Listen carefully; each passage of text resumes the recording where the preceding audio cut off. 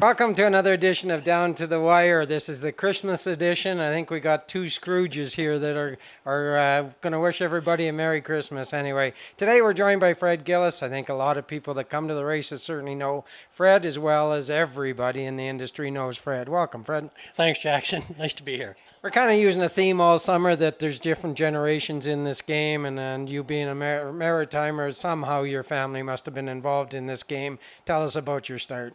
Yeah, my mother's older brother had standardbreds in the 50s, 40s maybe, in Nova Scotia. So when I was about 8 years old and made my way up a country mile to the racetrack, they had me jogging horses at 8. So yeah, I was kind of whelped into it. For sure, but you're a big family, but really not that many involved in the family that have gone through the game. That's correct. My oldest brother had owned a couple. I have one other brother that trained a little bit as a second job. He had a demolition company for the real business. But yeah, that's the only 3 out of 10. So yeah. And you were a trainer driver, and I'm going to say a very prominent trainer and driver. You were in Ontario for quite some time and then headed west, young man. Not sure why that was, but you're going to tell me why. How'd you end up out here? And I know you did well in Ontario. The truth be known, I did do well in Ontario, and I maybe partied a little too hardy when I was young. Didn't learn as much as I should until I was later in life, but at one point it just looked like to come out west. It was a fresh start, Jackson, wipe the slate clean, so to speak, and come out, and I'm glad I did. And did very well. If for the younger people that don't know, Fred drove On the Road Again, which if you want to Google one of the best horses ever, he started his campaign in Alberta and Fred started him there. It must have been a thrill. Also a thrill just watching him, knowing what kind of horse he probably could have been. There is a little bit of a story as a 2-year-old. I believe he was breaking the track record at Stampede Park, and at the 3/4 pole he whinnied. And it just sent shivers up my back, and I'd driven some pretty nice horses.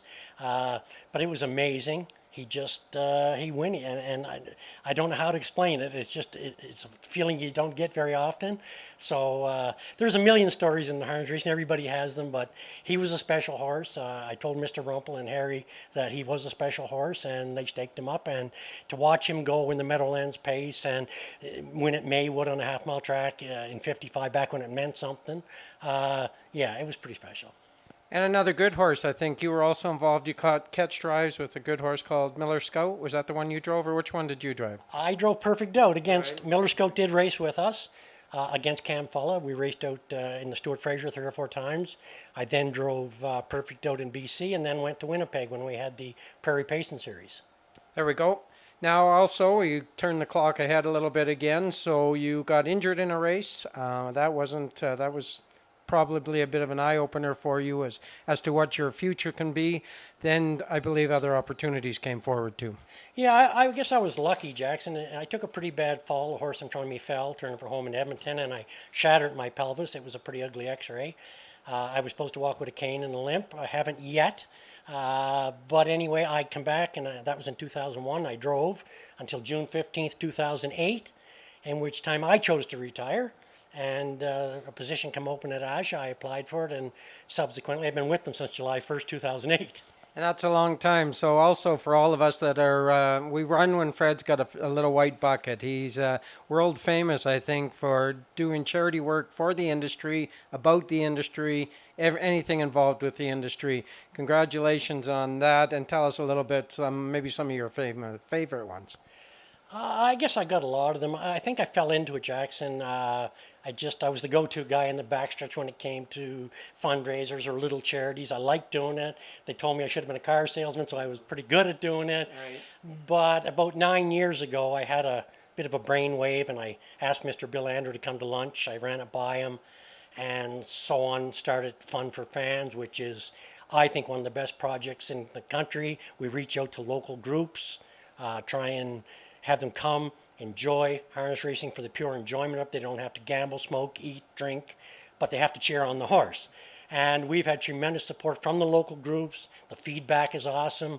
And Bill Andrew had it, like I said, he gave me a pretty nice horse to start it out, a mare called Starring Roll. She had her own Facebook page. And we gave away $25,000 the very first year, and it's flowed on from there, where Horse Racing Alberta, the racetrack, Century Downs, Northland, have all jumped on board to support it. And I think it's an excellent thing. I really do. And so does the whole industry. We also get some recognition, or you get some recognition on Standardbred Canada and different websites. You've kind of taken it up and down the highway too to different charities. You were in Lacombe and have done things now around. I see the Airdrie area is also part of it. So you stay localized, help fire departments and different things. Yeah, absolutely. We have the Boys and Girls Club. We have Ronald McDonald House. We have the Stollery Children's Hospital. Just groups that we think we can help. We can't make a major impact, but Red Cross told me a long time ago, if everybody gives a little, it becomes a lot. So I feel good doing it. I sometimes I tell the groups I get more out of it than they do, whether they believe me or not. So. Well, one of my favorites was a young hockey team. I remember you had them out here, and I can't remember exactly what the rules were, but I know they all were cheering as loud as any group as I've seen. It really turned out awesome.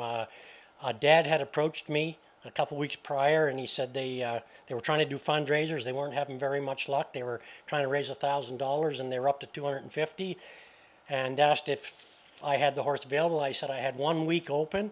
I would guarantee them $250 if they showed up and cheered like heck and wore their hockey tops. So 13 young folks and their parents showed up, lined the fence, and they never stopped from the time the gate left until the finish line. It was go popcorn, go, and clap just like you would at a hockey game. Somehow, as luck would have it, she come up through the middle of the pack, won by a neck, and they got $2,300 on the spot.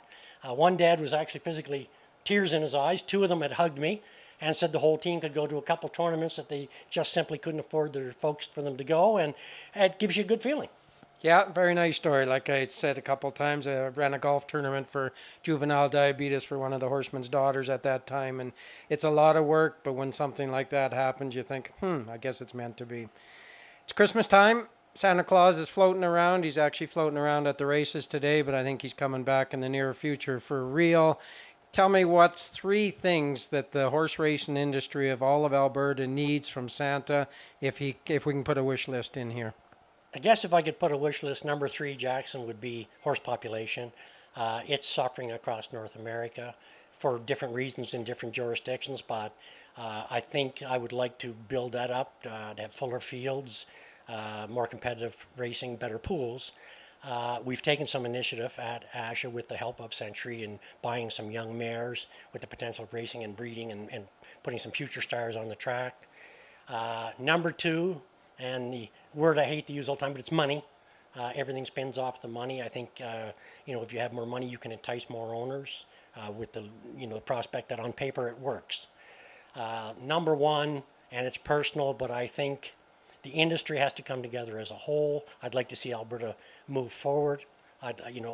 Let's strive to be better instead of just trying to survive. I think it's there. I think there's crossbreed initiatives that we can get into. But I think if we all pull together, we can put a pretty nice sport out there that's viable and people will wager on us and help us all move forward. And I totally agree. And when you say industry, we also mean thoroughbreds, quarter horses, anything of the in gaming period. If we can offer people a nice facility, we have 2 nice facilities in Alberta, the other one opening up next year. The gaming part of it's going to be fun. We obviously get revenue from the slot machines. If we can give back and help out all that balance to get some money generated by horse racing in particular. So I guess I totally agree with all 3 of your wishes. That one in particular, it's such a big spin-off industry where you've got trucks and trailers and shoes and harnesses and jockeys' helmets and everything that revolves being sales to people in this industry that survive because of everybody getting along and not. Let's get along, everybody. That's our wish list for Santa. That's a tall order. Maybe he could start with that one and the other 2 will come into it. So thanks a lot, Fred. I wish you and Merry Christmas in June as well. Also on behalf of Century Downs Racetrack and Casino Management staff, all of us, Merry Christmas, everybody. I'm sure you've got Merry Christmases as well. Yes, from the staff and management of ASHA, I'd like to wish the directors, all the members, and all the fans that really support this thing a very Merry Christmas and a Happy New Year.